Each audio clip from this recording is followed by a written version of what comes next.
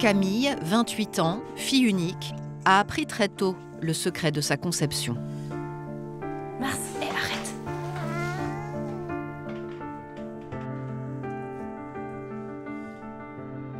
Du coup, celle-ci, ça doit être mon premier hiver avec ma maman. Il paraît qu'ils m'ont attendu un certain temps et que j'ai finalement fini par pas arriver après quelques péripéties. Ils n'ont pas eu le parcours normal de parents qui souhaitent un enfant. Fonder une famille, c'était depuis toujours le désir profond de ses parents. Après 3 ans de tentatives pour avoir un enfant naturellement, le père de Camille découvre qu'il est stérile. Le couple n'a plus qu'une solution, l'insémination avec don de sperme. Je devais avoir 7-8 ans. On était en vacances au Croisic. À l'époque, nous partions beaucoup là-bas, donc sur la côte. Et ma mère m'a dit le soir, écoute Camille, demain, j'ai quelque chose à t'annoncer. Le lendemain, donc je pense que 6-7 heures pétantes, je devais déjà être dans son lit. Mais alors, comment ça se passe, etc. Et là, elle me l'a dit, sans trop de fioritures dans mon souvenir, en me disant, voilà, t'as papa, maman, ça ne change absolument rien. Papa et maman se sont aimés très fort. Ils ont essayé, mais ils n'ont pas pu avoir d'enfants comme ils auraient voulu. Du coup, ils sont allés voir les médecins qui les ont aidés avec une tierce personne à avoir des enfants.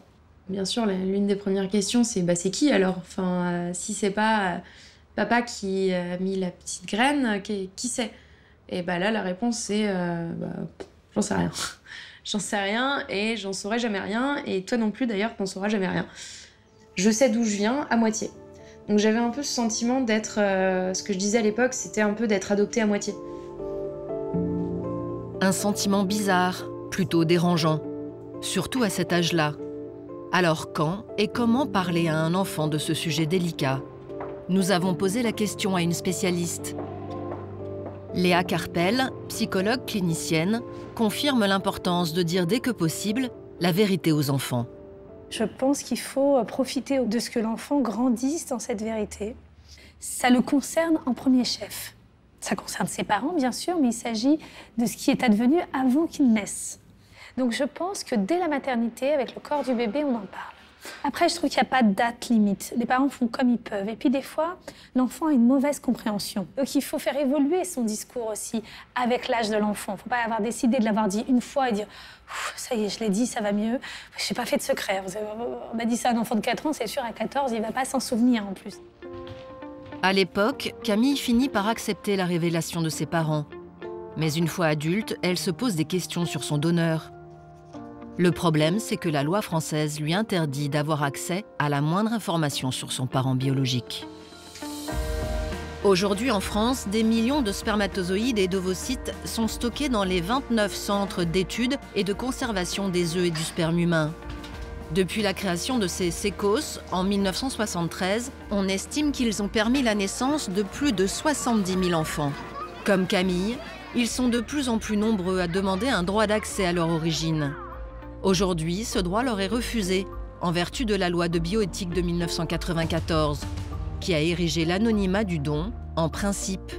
En clair, ni les parents qui ont bénéficié des dons, ni les enfants qui en sont issus n'auront jamais la moindre information sur leur donneur.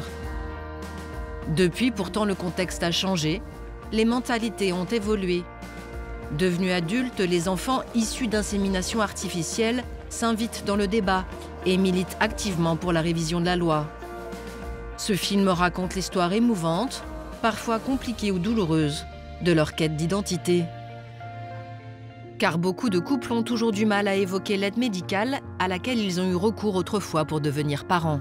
Quand je posais la question à ma mère petite, mais pourquoi tu me ressembles pas? Je dis, mais je suis sûre, je suis adoptée. Comme Pauline, 28 ans, quand ils apprennent le secret de leur conception, les enfants nés de dons ont parfois l'impression que leur monde s'écroule et se posent des milliers de questions. Dès lors que j'ai su qu'il y avait cette possibilité de faire un test et de rechercher, je me suis pas posé de questions. Camille, 28 ans, a remonté la piste de son donneur grâce à un test ADN acheté sur Internet. Quand on se rend compte de toutes les incidences que ça a sur nous, sur notre construction. Ça en devient une angoisse quotidienne, ça en devient un préjudice. Clément, 30 ans, a saisi la justice pour obtenir des informations sur son père biologique. J'étais vraiment sous le choc. J'ai compris qu'il y avait un problème, quoi. Maude, 30 ans, a une sœur lourdement handicapée. Toutes les deux étant issues du même donneur, la jeune femme essaie de comprendre auprès du médecin responsable de leur conception pourquoi il a réutilisé ce sperme à risque. Tous ont accepté de nous faire partager leur combat. Comment se construire quand on apprend qu'on a un autre géniteur dont on ne sait rien? Comment faire changer cette loi qui oblige les enfants nés de dons à ne jamais connaître une partie de leur patrimoine génétique? Nous avons enquêté sur ces pratiques médicales devenues si familières, entre secrets de famille, tabous et scandales potentiels. Nous retrouvons Camille, qui ressent chaque jour un peu plus le besoin de savoir qui est son géniteur. Il y a quelques mois, elle découvre sur Internet l'existence de tests ADN vendus aux États-Unis. Son seul espoir pour trouver des informations sur ses origines paternelles. Dès lors que j'ai su qu'il y avait cette possibilité de faire un test et de rechercher, je me suis pas posé de questions. Camille achète donc un de ces tests.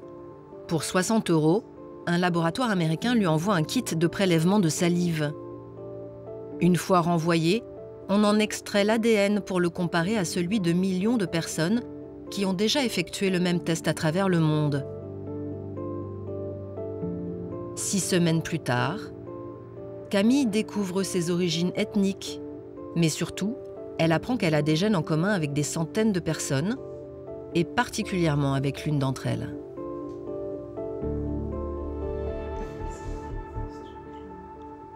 Un beau matin, au fin du mois d'octobre, je reçois un mail de l'entreprise sur laquelle j'ai envoyé mon ADN, enfin qui a traité mon ADN, qui me dit « Vous avez de nouvelles correspondances ADN, venez les découvrir sur le site ». Je me connecte et là, je vois que j'ai eu une énorme correspondance avec une jeune femme qui s'appelle Victoria, qui habite en Angleterre. Et je partage 13,7% d'ADN avec elle. Donc 13,7%, c'est beaucoup. C'est quelqu'un de proche, en fait, pour moi.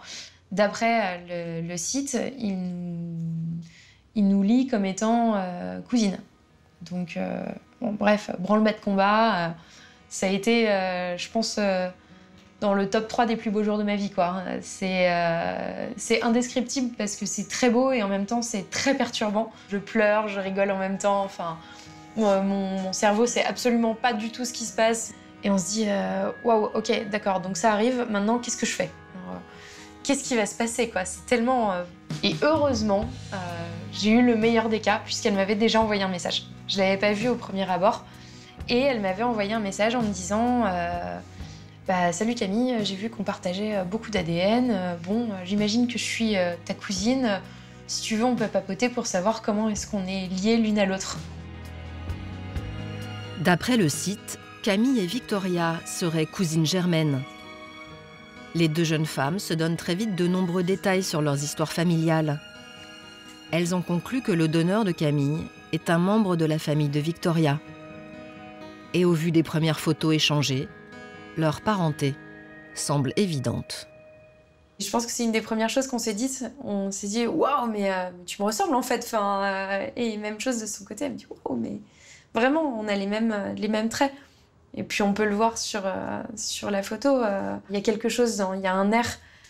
Mes parents trouvent aussi, ses parents à elle aussi, nos amis, tout le monde trouve, quoi. Au niveau de la bouche, plutôt du bas du visage, des fossettes un petit peu, des yeux un petit peu aussi. C'est très très fort cette ressemblance, c'est très particulier parce que je me rends compte qu'elle me ressemble même presque plus que mes cousines du côté de ma mère, du coup. À 28 ans, Camille veut y croire. Victoria l'aidera peut-être un jour à rencontrer son géniteur. En Bourgogne, à Auxerre, premier écho, puis voilà, quelques T'en fais voir photos. Carole a réuni ses enfants, Pauline et Mathis, autour des photos de famille.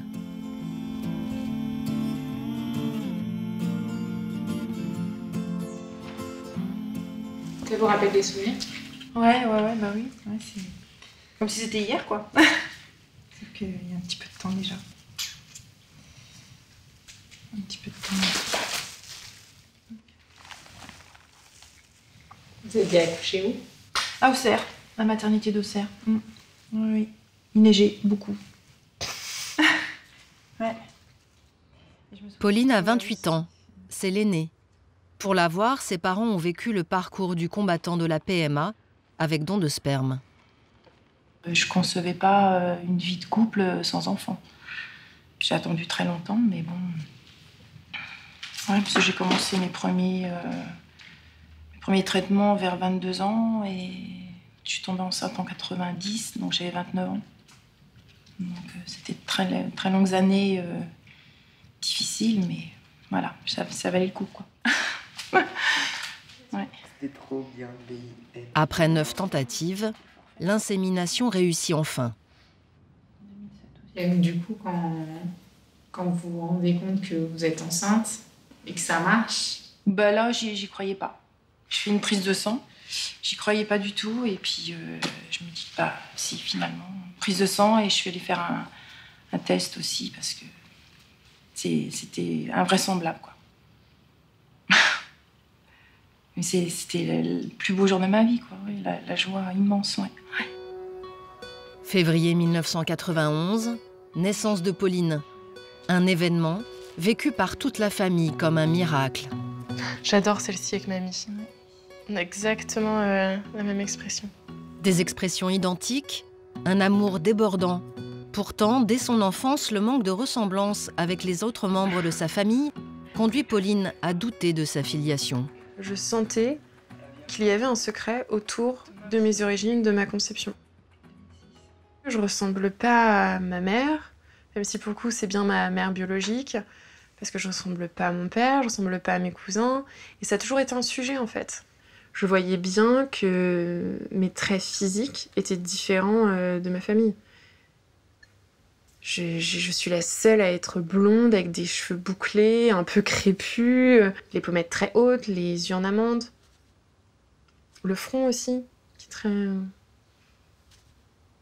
Et en plus, on en rigolait. Mes cousins me surnommaient Pocahontas. Donc ça, c'est un sujet avec lequel j'ai grandi et qui a mûri en moi, en fait. Donc quand je posais la question à ma mère petite, mais pourquoi tu me ressembles pas, je disais, mais je suis sûre, je suis adoptée. Je disais, mais non, enfin attends, regarde, j'ai des photos, je te montre, c'est moi, je t'ai bien portée, puis ça a été difficile, je peux te dire que t'es pas adoptée, quoi. Bah oui, enfin, sauf qu'elle précisait pas toute la réponse. L'autre Mathis, tu te souviens? C'est qui ça? Ça, c'était le petit frère de Jules, je crois. Ouais. Quand l'enfant commence à saisir ça et là qu'il y a quelque chose de secret autour de sa naissance, très souvent, l'enfant imagine que donc il est porteur de quelque chose qui fait honte à ses parents. Et ça, c'est extrêmement lourd pour un enfant de porter ça. Il faut soulager les enfants en disant c'est nous qui avions honte de notre infertilité, mais pas de toi. Dans cette famille, comme dans beaucoup d'autres, à l'époque, l'aide à la procréation était tabou. et vous n'avez pas ressenti le besoin d'en parler parce qu'il y a le tabou de la société? Enfin, moi, je me sentais pas fautive, mais comment dire, bah, pas comme les autres, quoi. Et puis, il y a 30 ans, bah, on en parlait moins que maintenant. Donc, fallait que ça soit caché. C'était un secret, c'est vrai. Et... T'en avais pas du tout parlé? Très peu, parce que les médecins nous disaient qu'il fallait pas le dire et ça restait secret. Et puis, avec ton père, bah, c'est pas quelque chose qu'on abordait. Donc, non, on nous avait dit de pas le dire. Donc, c'était quand même très confidentiel comme ça, voilà. Mes beaux-parents n'ont jamais été au courant, mes parents non plus. Enfin, je veux dire, c'était tabou, quoi. Et il fallait absolument pas en parler. C'est incroyable. Ouais. il n'y a rien de grave. C'est ça qui est plus fou, en fait, quand on fait un pas en arrière, on prend un peu de recul, on se dit, mais en fait, où était le problème? Enfin, on est issus de l'amour entre nos parents. Ils ont dû se battre pour avoir des enfants, ils ont dû passer par des mois de process avec les médecins. Ils nous ont désirés, ils nous ont aimés, ils étaient là pour nous élever. Enfin, pourquoi en faire un secret? Au nom de quoi? Ce secret de famille, les parents de Pauline le gardent caché jusqu'à ses 18 ans. La jeune fille apprend alors la nouvelle de la bouche de sa mère, mais d'une façon plutôt brutale. Oh, j'étais en colère ce jour-là, je pense. Et du coup, je lui ai balancé comme ça en disant, bah écoute, en voiture, je crois. On allait à ton cours de danse, je crois. J'étais en colère et je lui ai dit, écoute, en plus j'étais en pleine séparation. Et je lui ai dit, écoute, ton père, c'est pas ton père. Voilà. Donc, très maladroitement, forcément. Et du coup, j'ai pas réalisé le mal que je pouvais lui faire en lui annonçant comme ça. Et surtout sans argumenter, sans rien, quoi.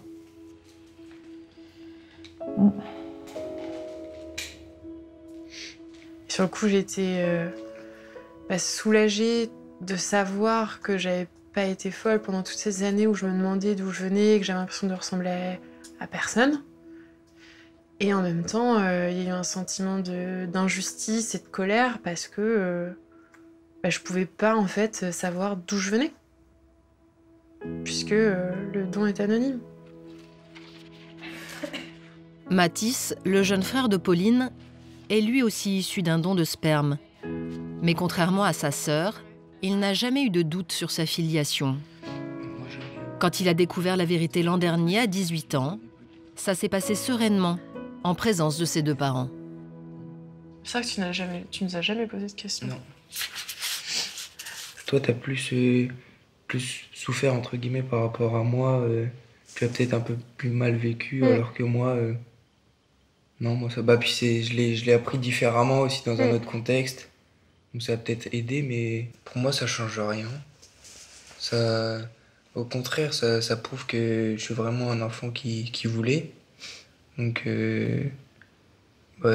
c'est encore mieux, même. Donc, je sais pas. Enfin, je trouve ça... Tu t'es encore plus aimé? Ouais, voilà. Non, mais ouais, j'étais vraiment un enfant désiré, donc... Ah oui.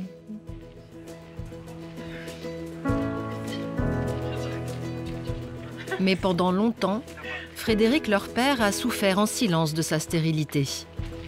Une blessure si profonde qu'il refusait d'en parler. Bonjour mes enfants. Coucou. Ça va mon garçon? Et toi? Ah, ma fille? Ça va? Oui, toi? Très bien. Aujourd'hui, les choses ont changé. Mathis et Pauline peuvent aborder tous les sujets avec lui. La PMA et même le donneur, leur géniteur fantôme. Le rôle de mon père aussi n'était pas évident, puisque je dis il par rapport à tous ces pères en fait qui sont stériles, c'est très tabou aujourd'hui en France, parce que c'est vécu comme une amputation à leur virilité finalement. Mon père me dit encore qu'il se sent pas homme à 100%. Il a eu du mal à en parler pour ça. Effectivement, c'était difficile. Je me suis dit, je ne vais pas tout embrouiller. Moi, en tant que papa, j'avais un petit peu peur de leur réaction aussi. Qu'est-ce qu'ils vont croire, qu'est-ce qu'ils vont dire, qu'est-ce qu'ils vont penser. Je ne m'étais pas préparé à ça, pas du tout.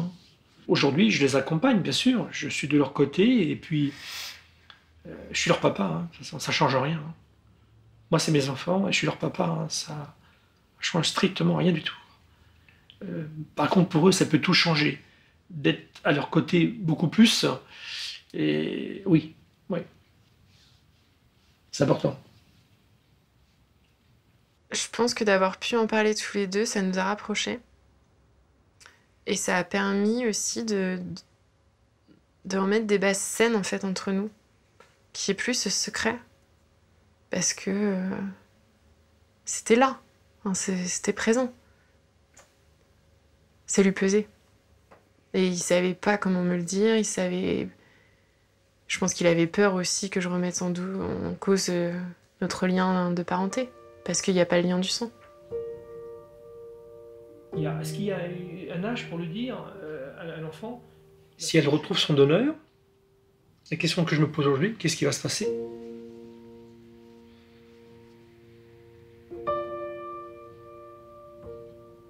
Je sais pas.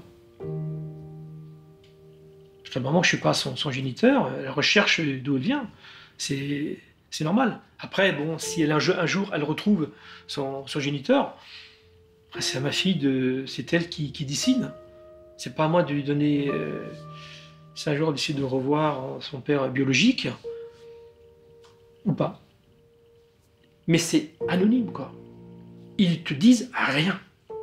Tu ne sais rien. Quand je touche le sujet en profondeur, ça m'émeut beaucoup, quoi. Parce que c'est ce qui me constitue, en partie. Et le secret, il était lourd. Parce que je le sentais au fond de moi. Ce lourd secret, aujourd'hui levé, Pauline va pouvoir consacrer toute son énergie à la recherche d'informations sur son géniteur.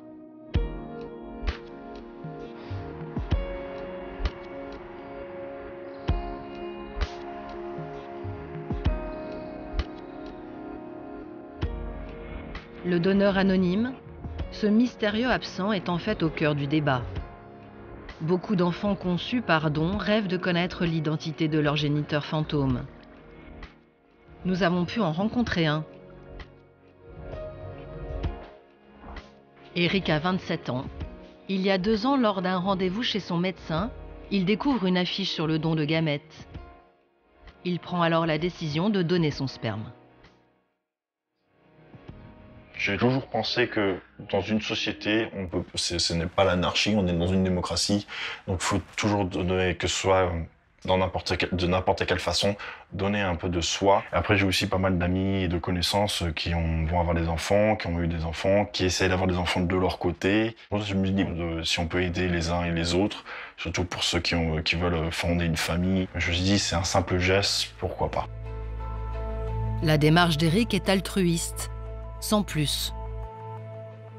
Pour moi, c'était comme un don de sang, je le répète en permanence, hein, simplement aider d'autres personnes jusqu'à une certaine étape. Après, c'est le rôle des parents derrière.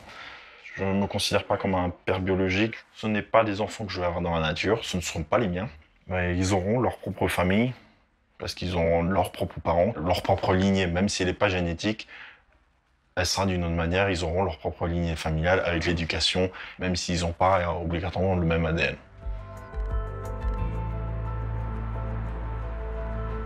Mais Eric ne souhaite pas révéler son identité. Impensable pour lui d'établir un lien avec les enfants nés de son don. C'était un simple don, c'est pour justement que les autres puissent créer leur famille. Je n'ai pas envie aussi d'avoir dans 20 ans quelqu'un qui arrive dans ma vie et perturber ce que j'ai construit. Un point de vue difficile à accepter pour les jeunes qui sont en quête de leurs parents biologiques, simplement pour arriver à se construire. Coucou le chat. Retour avec Camille, qui s'est trouvée une cousine anglaise grâce à un test ADN. Cet après-midi, elle va prendre l'avion pour l'Angleterre. Dans quelques heures, elle va enfin rencontrer Victoria. C'est l'aboutissement de 21 ans de questionnement. Voilà, de recherche, de tout ça. Donc c'est hyper fort en fait, comme week-end. Pas facile pour autant de se situer au sein de cette nouvelle famille anglaise, qu'elle ne connaissait pas il y a encore quelques semaines. La famille, normalement, on la connaît quand on est petit. Donc ils nous connaissent depuis le début. Là, je débarque dans leur vie, j'ai 28 ans. C'est pas tout à fait la même approche. C'est vrai que ouais, ça s'apparente un petit peu au fait de rencontrer la belle famille. On a envie d'être tout bien, parfait, voilà, de pas choquer. Donc c'est vrai que c'est un petit peu... Est-ce que je prends une serviette de toilette d'ailleurs? Je pense pas quand même. Je pense qu'il y aura une serviette de toilette. Grâce à Victoria, Camille sait aujourd'hui qui est son géniteur. Mais lui ne sait même pas qu'elle existe. Et pour respecter la loi française sur l'anonymat des donneurs, nous ne pouvons pas révéler son identité. La jeune femme espère maintenant pouvoir tisser des liens privilégiés avec Victoria. Des liens qui l'aideront peut-être à rencontrer enfin son père biologique. C'est tellement nouveau, ce genre de relation. C'est pas des relations familiales normales, entre guillemets. C'est un peu extra-familial, peut-être. Et donc on sait pas, il n'y a pas de... Ce que je disais, il n'y a pas de manuel pour comment est-ce qu'on fait. Comment est-ce qu'on fait quand on rencontre la famille de son honneur?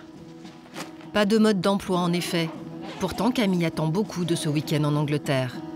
Pour préserver leur première rencontre, les deux jeunes femmes n'ont pas souhaité la présence de notre caméra. Mais dès son retour à Paris, Camille nous a tout raconté. J'emmenais pas large parce que je me disais, bon, où est-ce que je vais? Qu'est-ce que je fais? Pourquoi je suis dans cet avion? Voilà. Et puis en même temps, ultra excitée d'arriver. Mais je me disais, dans un sens, oulala, je sais même pas comment ça va se passer. Du coup, je scrutais, quoi. Je regardais, je savais pas de quel côté elle allait arriver. Et en fait, je l'ai vue arriver de loin. Et ça a été, mais même pas... Il n'y a pas eu une seconde d'hésitation, je savais que c'était elle, quoi. Et quand on s'est rapprochés, on a eu toutes les deux les larmes aux yeux. Même maintenant, ça me ramène de l'émotion. Parce que on a toutes les deux fondu en larmes. Et on est tombées dans les bras l'une de l'autre. Et c'était incroyable de... Ah ouais, c'était incroyable de bonheur et de... J'avais l'impression de retrouver voilà, quelqu'un de mon sang et quelqu'un qui, en plus, me ressemble très étrangement. Et c'était incroyable. C'était génial. C'est un des plus beaux moments, je pense, que j'ai vécu. C'était magnifique. C'était génial.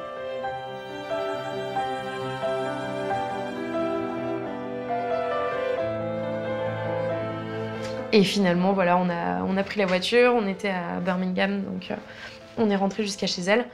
Et on avait à peu près 1 heure de voiture et on n'a pas arrêté de papoter. Il n'y a pas eu un blanc, en fait, c'était très naturel. Et on a papoté de nos vies, de son boulot, mon boulot, comment c'était chez elle, comment c'était chez moi. C'était génial et nécessaire. Je pense que le point de départ de notre relation soit ça, soit vraiment une prise de contact, entre guillemets. Durant 3 jours, Camille et Victoria ont partagé une incroyable rencontre, comme 2 sœurs qui ne se seraient pas vues depuis des années.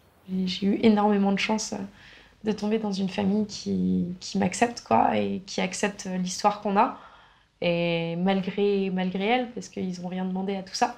Et en fait, eux trouvent ça exceptionnel, donc moi je trouve ça génial aussi. Ma famille accueille ça à bras ouverts également, donc que demande le peuple? C'est génial. Depuis cette escapade, les craintes de Camille se sont dissipées. Les 2 jeunes femmes doivent se revoir bientôt, en présence de notre caméra. À Paris, nous retrouvons Pauline, née il y a 28 ans d'un don de sperme anonyme. Attends, il m'a donné son numéro tout à l'heure. Bien décidée à retrouver son géniteur, elle milite depuis 1 an au sein de l'association PM Anonyme. Un engagement personnel, mais aussi la volonté d'aider tous ceux qui mènent le même combat. Le but, c'est de sensibiliser la population. C'est d'éveiller les consciences autour du sujet du droit d'accès aux origines. On a besoin de se faire entendre. Et pas seulement pour la cause, en fait, pas seulement à un niveau politique. L'intérêt, il est multiple. C'est aussi pour sensibiliser d'autres personnes qui sont nées comme nous de dons, pour leur dire bah, vous n'êtes pas seuls, il existe une association, si vous souhaitez en parler, on est là. L'association réunit 150 personnes à travers la France. Pour faire évoluer la loi française sur le droit d'accès aux origines, elles partagent leur histoire de famille.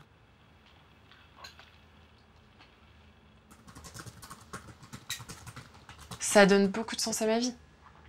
Humainement, c'est hyper riche. J'avais envie vraiment de m'investir, en fait. De donner de ma personne pour cette cause que je trouve juste et qui me parle parce que c'est une partie de moi.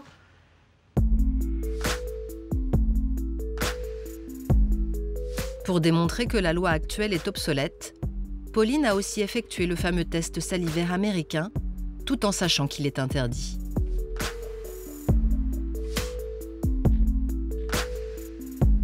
En effet, en France, le seul fait de solliciter ces caractéristiques génétiques est passible d'une amende de 3 750 €. Mais il en faudrait plus pour dissuader Pauline. J'ai besoin en fait de me rattacher à un pays, à une culture, à une identité, à une population, à une histoire. Et j'ai été nourrie avec toutes ces questions depuis toute petite.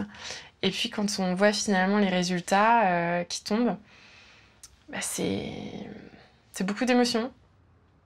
Justement, quand Pauline reçoit les résultats, Ah tiens, j'ai des nouvelles origines ethniques. elle découvre qu'elle aurait 52% de gènes d'origine ibérique, 24% du nord de l'Europe. Une surprise. J'ai été un peu déçue quand j'ai reçu les résultats parce que je m'attendais vraiment à ce qu'il y ait de l'Asie pour pouvoir expliquer en fait mes traits atypiques. C'est certain, ça répond pas à toutes les questions. Seul le donneur pourra en fait me permettre de savoir un peu plus qui je suis. Parce que c'est lui qui m'a transmis son patrimoine génétique. C'est lui qui m'a transmis une histoire, c'est lui qui m'a transmis une lignée, qui m'a transmis un peu de son caractère, de ce qu'il aime ou pas dans la vie. Et ça, de savoir que je suis 20% suédoise selon un laboratoire américain, ça me permet pas de satisfaire ma quête identitaire. Ce premier test ADN n'a pas satisfait Pauline. Pourtant, elle s'y accroche dans l'espoir de trouver un jour des personnes liées à la famille de son donneur. Une démarche qu'elle entreprend aussi pour son frère Mathis. Si je me bats aujourd'hui, je me bats pour deux. C'est que si je trouve mon donneur, je trouve aussi celui de mon petit frère. Et il n'aura pas à faire tout ce chemin. C'est une des premières questions qu'il a posées. Il a dit, mais voilà, est-ce qu'avec Pauline, on a le même donneur? Si je pouvais simplement prendre un rendez-vous avec le SECOS, y aller avec mes parents ou avec leur autorisation écrite, celle de mon petit frère, pour savoir si on partage une fois de plus le même patrimoine génétique. Ça changera rien dans nos liens parce que c'est mon frère, j'ai grandi avec lui, je l'aime et ça ne changera jamais. Ce qui changerait, mais c'est juste de savoir en fait. Mais là aussi, la loi française interdit à Pauline d'obtenir des informations sur son donneur. Pour elle, c'est une vraie injustice.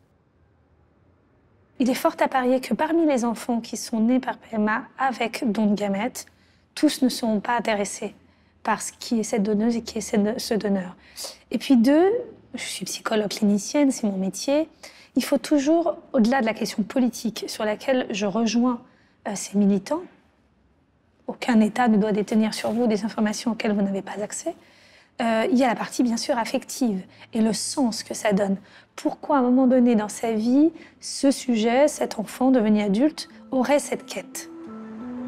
Pour d'autres jeunes adultes issus du don, la quête de renseignements sur leur donneur est devenue vitale. Pour obtenir gain de cause, Clément est passé par la case tribunal. Tout va bien? Écoutez, depuis la dernière fois, oui. En 2011, Clément attaque le SECOS en justice pour obtenir des informations sur son géniteur. Débouté, il fait appel 2 fois sans succès. Pas question pour autant d'abandonner le combat. Il y a 2 ans, avec son avocat, Maître Petiti, ils sont allés jusqu'à attaquer l'État français devant la Cour européenne des droits de l'homme, une première. Ce que j'attends, en fait, c'est qu'elle mette en avant que la loi française ne respecte pas les traités européens. On a un État paternaliste qui nous dit non, c'est mieux pour toi, c'est mieux pour la famille, c'est mieux pour le donneur. Ok. Donc quand on est adolescent, en plus, c'est encore plus délicat à comprendre. Et quand on se rend compte de toutes les incidences que ça a sur nous, sur notre construction, ça en devient une angoisse quotidienne, ça en devient un préjudice. Une angoisse que les législateurs n'ont manifestement pas pris en compte quand ils ont rédigé en 1994 la première loi de bioéthique. Ce sont des dispositions qui sont un peu anciennes, donc la loi elle s'adapte souvent à l'évolution des faits de la société. Donc après, elle peut être à un moment donné en contradiction avec ce que chacun ressent, et notamment en matière de loi de bioéthique. Au-delà de ce qu'il ressent et du préjudice psychologique qu'il subit, Clément dénonce aussi les risques que la loi actuelle lui fait prendre pour sa santé. En effet, elle lui interdit de prendre connaissance des maladies héréditaires que son donneur a pu développer après le don. Si j'étais au courant qu'il avait contracté des maladies, type Alzheimer ou type cancer du côlon, on peut mettre en place des diagnostics préventifs. On peut mettre en place des traitements préventifs. On peut avoir un comportement, une hygiène de vie pour faire en sorte de contracter ces maladies le plus tard, ou en tout cas qu'ils soient diagnostiqués le plus tôt possible. Et c'est pareil pour les femmes, pour les cancers du sein. Enfin, en fait,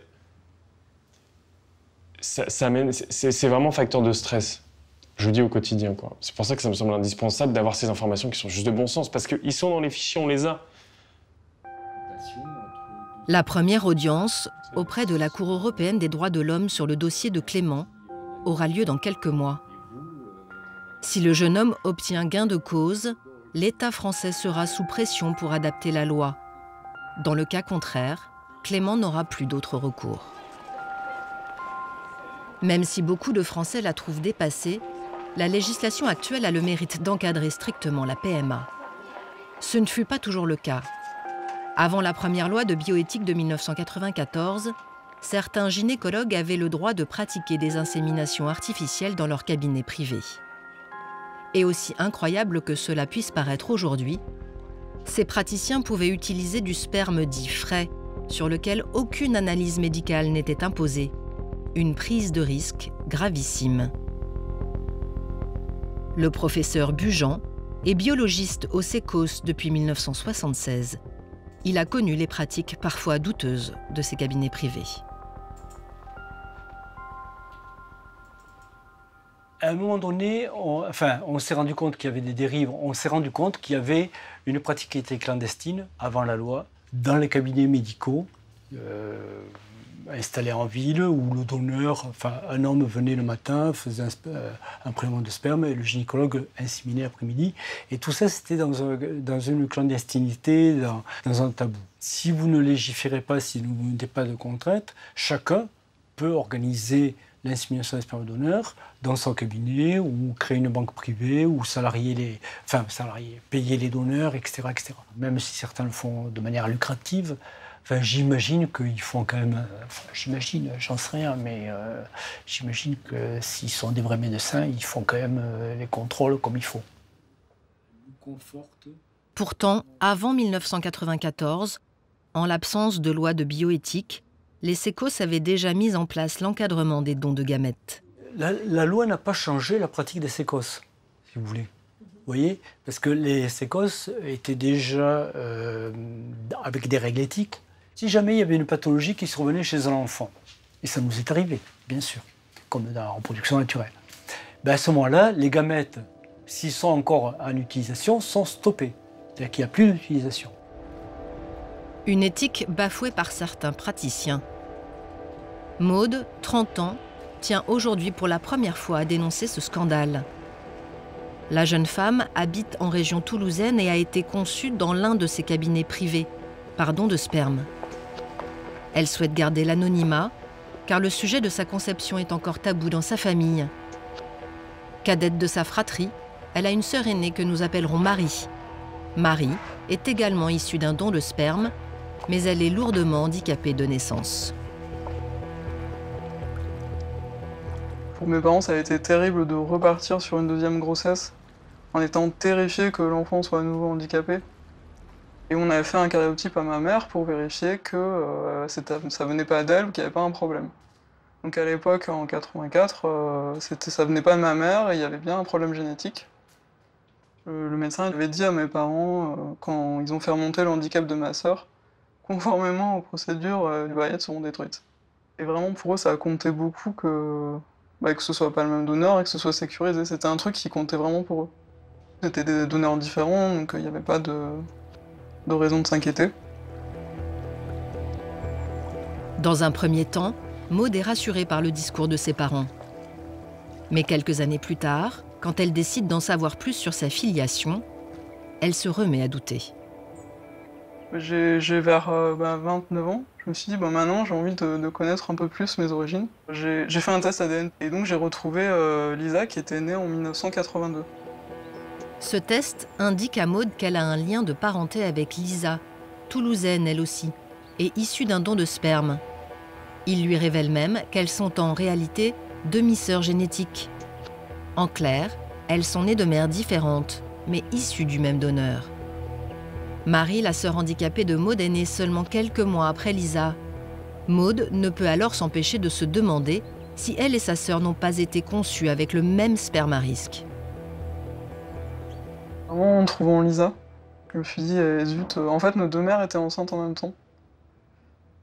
Et je me suis dit, bah, c'est pas possible. C'est la même ville, c'est les mêmes couleurs de cheveux, c'est la même période. Donc c'est là que je me suis dit, oh là là, mais ma sœur, elle est de 83. Ben, je vais vérifier. On va faire un test ADN à ma sœur. Et on a eu les résultats, et incroyable, bah, c'était le même donneur. Autant pour ma demi-sœur, j'étais très contente de l'avoir retrouvée, parce que c'est quelque chose de positif. Autant là, j'étais vraiment sous le choc. J'ai compris qu'il y avait un problème, quoi. Il y avait une réalité sous mon nez qui n'était pas imaginable. Donc pendant un moment, j'étais vraiment ouais, choquée.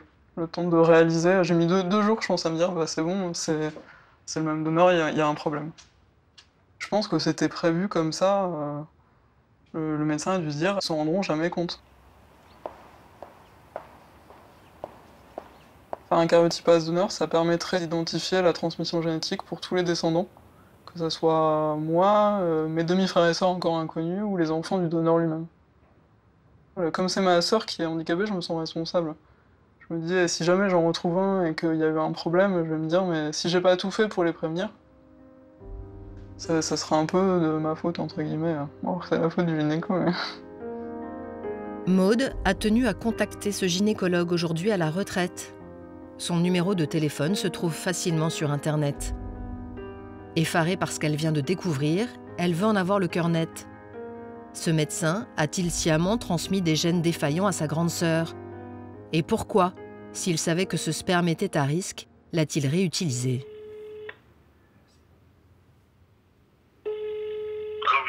Oui, bonjour, c'est mademoiselle... Oui, bonjour. Oui, vous m'avez dit de vous rappeler à 10h pour avoir plus d'informations sur le donneur. Non, je n'ai aucune information sur le donneur puisque je n'ai plus de dossier pour rien que je me rappelle de Et vous conserviez les dossiers où Ah, mais c'est aux archives, mais c'est fini maintenant, ça fait plus de 30 ans. Et donc ils ont été tous détruits? Oui, c'est fini maintenant. Légalement, il fallait les garder 30 ans et c'est fini. Vous avez plus de 30 ans, vous. Et quel âge vous avez? Oui, j'ai pile 30 ans, et ma sœur 35. Ah non, j'ai plus. Il y a quand même votre maman qui veut savoir des choses, mais je n'avais rien fait de particulier. Le gynécologue joue l'amnésie. Mais quand vient la question du même donneur pour les deux sœurs, il retrouve subitement la mémoire. Et vous avez dit à mes parents que c'était un donneur différent. Est-ce que vous vous souvenez si c'était bien un donneur? Non, à mon avis, non, mais je ne vais pas dire à vos parents que ça, à mon avis, non, mais c'est à mon avis le même. Mais pourquoi vous auriez remis le même s'il y avait eu un enfant handicapé avec ce donneur? Mais il n'y a jamais eu d'enfant handicapé. Ma grande sœur est handicapée à cause d'un problème génétique, mes parents vous l'avaient dit à l'époque? Oui, il me semble que c'est un donneur, mais sur le donneur, pour ce que je sais, il n'y a jamais eu d'anomalie de rien du tout. Ni la famille, ni ça. Donc dans sa famille, il n'y avait rien de... Non, pas du tout. Moi, c'est très vieux. Et voilà, si c'est une maladie, je sais pas. Écoutez, je sais pas. C'était même la femme que j'avais fait, je savais pas. C'était par sperme frais, l'insémination? Je sais pas, il y a eu aussi du sperme, je m'en rappelle plus maintenant. Je sais pas, mais voilà. Le gynécologue confirme donc avoir utilisé le sperme du même donneur pour les deux sœurs. Cela n'a pas l'air de le déranger. Quant à ses méthodes de recrutement de donneurs, il n'en dira pas plus. Nous avons contacté ce médecin. Il n'a pas souhaité répondre à nos questions. Nous l'avons donc rappelé quelques semaines plus tard, en nous faisant passer pour une personne issue de dons de gamètes. Très rapidement, le gynécologue va dire le contraire de ce qu'il avait affirmé à Maude au sujet des dossiers qu'il n'aurait pas conservés.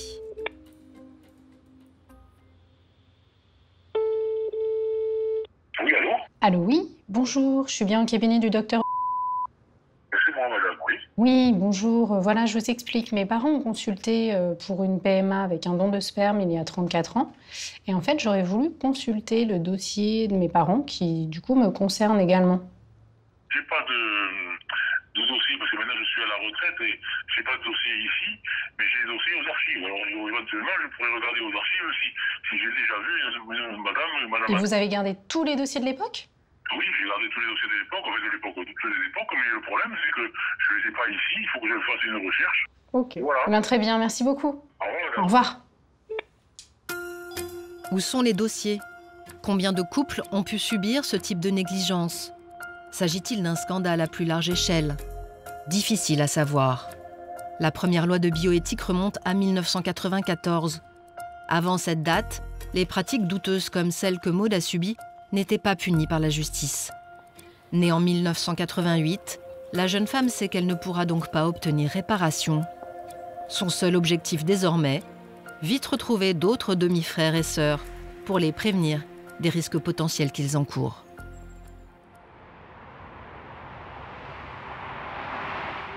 À l'aéroport Charles de Gaulle, Camille, elle, vient accueillir sa cousine Germaine, retrouvée il y a quelques mois. Le vol de Birmingham atterrit dans quelques minutes. C'est la première fois que la jeune femme va retrouver Victoria depuis leur première rencontre en Angleterre. Je suis super contente, j'ai hâte qu'elle voit aussi comment moi je vis, ce que je fais, enfin, voilà, quel est mon environnement un petit peu. Ça fait partie de l'intérêt de se connaître, quoi. C'est super important qu'on passe des moments ensemble. Et je suis contente.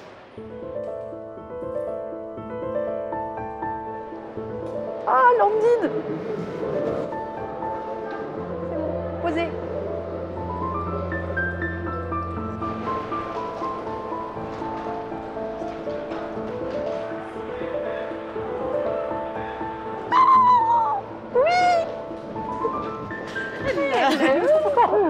Oh, it's so hot, I thought. Is it? Yeah. Oh, no worry. Oh, so glad to see you. It's great. Il y a encore quelques mois, les deux jeunes femmes ne se connaissaient pas. Pourtant, Camille et Victoria se prennent dans les bras comme deux proches séparés depuis des années. Yeah, I got it sometimes. Oh, great. I'm so glad to see you. Leur étonnante relation est née d'un simple test ADN sur Internet. Avec cette parenté génétique découverte sur le tard, elles ont noué un lien qui paraît indestructible. Because she's family. Yeah, that's strange to hear. Yeah. Like, I don't have a sister, so she's in my family now, and she can never escape. Oh, I'm glad I can't escape. It's the beginning of a very beautiful, relationship. So I was thinking about tomorrow waking up, breakfast, le Louvre. Pour les deux jeunes femmes, le week-end s'annonce riche en émotions. Quelques semaines plus tard, à Paris, nous retrouvons Pauline. Elle continue de se battre pour obtenir l'identité de son géniteur au sein de l'association PM Anonyme qui se réunit tous les 3 mois. Tu veux me pousser? Oui. Je vais. Aujourd'hui, Vincent Bresse, le président, issu de dons lui aussi, présente un livre de témoignages de certaines personnes de l'association qui va bientôt paraître. Merci à tous d'être là. Ben voilà, on l'a. Je suis très fier d'avoir ce livre dans mes mains. C'est un projet qui me tient à cœur. Pour Vincent, c'est la fin d'un long travail partagé avec Pauline. Et donc voilà, je voudrais beaucoup remercier Pauline et au nom de l'asso, on se concrétise. On va passer à négocier le livre, le prix du livre. Petite surprise, ça s'applaudit.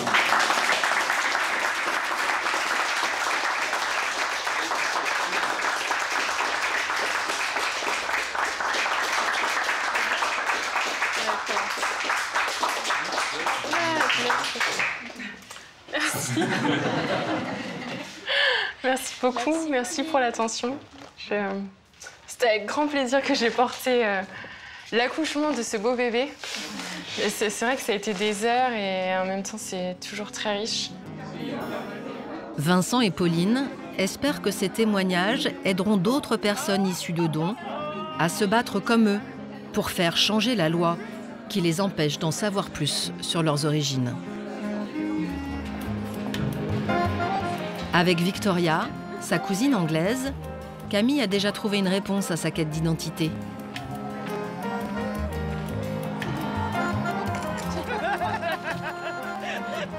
Elles veulent désormais profiter de chaque instant passé ensemble pour se rapprocher encore plus. Ok. C'est important qu'elle voit un peu la base de la culture française.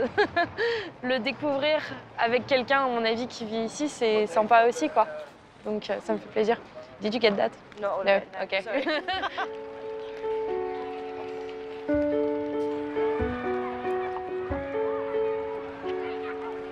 Can I have a look there?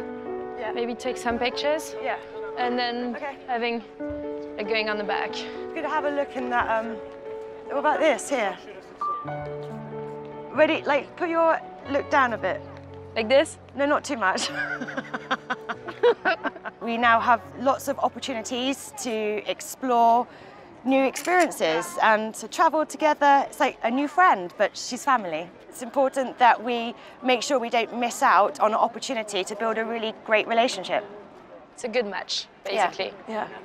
I was not expecting to find a first cousin, but I am very happy. I was meant to do the test. It was meant to be. So, yay! It was a big surprise. It was a big surprise, but a brilliant surprise. So, yeah, I'm very happy, and there might be more. Who knows? J'ai pas de sœur non plus, donc du coup c'est génial. C'est cool, c'est pas une sœur au sens ADN du terme, mais c'est pareil. Donc, point où on en est, de toute façon, c'est un peu pareil. Donc. We're very close. We have a lot in common. But I don't have... Le fait d'avoir découvert Victoria, j'ai eu énormément de réponses sur voilà, entre guillemets, une partie de mon identité génétique. Je dirais que le boulot est fait à 50%. Parce que voilà, j'ai déjà beaucoup de réponses. Néanmoins, j'ai toujours envie déjà d'être sûre de qui est cette personne, qui est le donneur, et de pouvoir lui dire salut, j'existe. En gros, c'est à peu près ce que je veux lui dire, que je puisse lui dire merci aussi, parce que c'est quand même sympa de sa part que je sois là. Il a rendu mes parents heureux, et puis il m'a créé moi, quoi, donc il m'a rendue heureuse aussi d'une certaine manière. Donc voilà. Si jamais le donneur refuse de me rencontrer et il fait un rejet total de ma personne, je saurais qui c'est, physiquement. Je sais que je peux compter sur Victoria pour avoir une photo ou quelque chose comme ça. Donc en fait, bon bah voilà, c'est comme ça. Et je pense que les choses sont pas figées, que les gens réfléchissent, que même s'il y a un non au départ, ce sera peut-être un oui dans quelques années. Je suis beaucoup plus en paix maintenant que j'ai beaucoup de réponses. Beaucoup de jeunes adultes, nés grâce à un don de gamètes, espèrent connaître la même aventure que Camille. Certains rêvent de pouvoir rencontrer un jour leur géniteur en toute légalité, mais il faudrait d'abord modifier la loi française sur le droit d'accès aux origines. Please, no.